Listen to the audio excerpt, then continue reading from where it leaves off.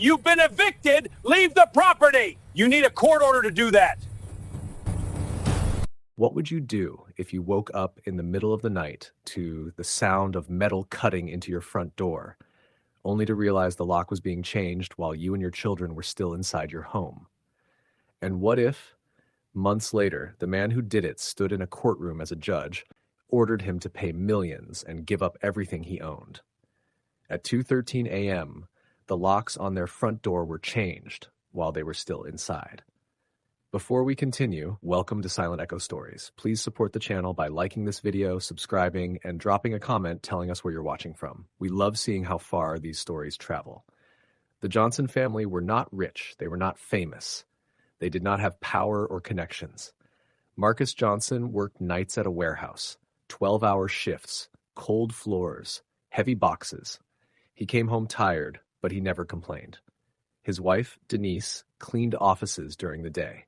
She scrubbed floors after other people went home. She saved every dollar she could. Their two children, Malik and Tiana, went to the local public school.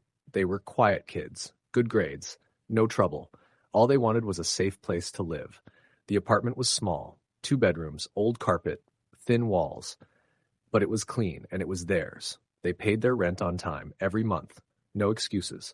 They followed the rules. They kept to themselves. They believed if they stayed respectful, no one would bother them. They were wrong. Robert Hale had owned the building for over 20 years. White, late 50s, always in pressed shirts, always walking the halls like he owned the people inside, not just the walls. He liked quiet, he liked control, he liked things the way they had always been. And in his mind, the Johnson family did not belong. He never said it out loud at first, but his eyes said it, his tone said it, his actions said it. To neighbors, he would say things like, "Some people just don't know how to live in a place like this," or "This building used to be better before certain types moved in." He believed he was untouchable. The problem started the first week. First, it was the car. He said it was too loud. It wasn't. Then the kids. He said they ran too much in the hallway. They walked. Then the food. He said the smell was not normal. Not normal for who? One evening, Hale came to their door with a paper. Lease violations, he said. Marcus looked at it. It was vague. No dates. No proof. "What rule did we break?" Marcus asked. Hale stared at him and said, "You people need to learn how things work around here." That was the first time he said it. A week later, their water was shut off. Only theirs. Then the heat. Only theirs. Winter came. The kids slept in coats. Denise called the city. An inspector came. The heat came back. Hale was furious. And that is when he decided to do something worse. At 2:13 a.m., metal scraped against their door. Slow, careful, deliberate. Marcus woke up. So did Denise. So did the kids. They thought someone was breaking in. Marcus stood behind the door and shouted, "Who's there?" No answer. The sound stopped. Morning came. Marcus tried to leave for work.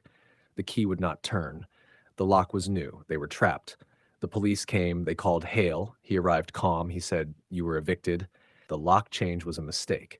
The officer said, "You can't do this without a court order." Hale shrugged. Their things were later found in trash bags. Cut couch, missing TV, family photos bent and dirty. He said they abandoned the unit. Everyone knew it was a lie. What Hale did not know was this. Denise's sister worked for a housing rights group. She made one call. That call reached lawyers. Those lawyers pulled records, emails, text messages, old complaints. They found proof. Proof that Hale had targeted black families only. Proof he talked about keeping the building white. Proof he bragged about pushing people out. Suddenly, the Johnsons were not alone. The law was standing behind them. In court, Hale tried to act calm. He said it was a mix-up. He said it was procedure. He said it was coincidence.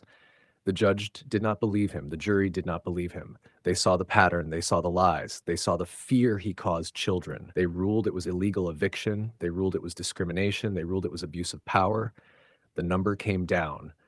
Millions. Hale's face went pale. He lost the case. He lost the building. He lost his license. He lost his reputation. The man who once changed locks in the dark now stood powerless in the light. The Johnson family moved into a new home, safer, warmer, better. But they never forgot that sound. Metal scraping at 2:13 a.m. And the lesson was clear. Power built on hate always collapses. Control built on fear always breaks. And the people you try to erase may be the ones the law finally stands up for.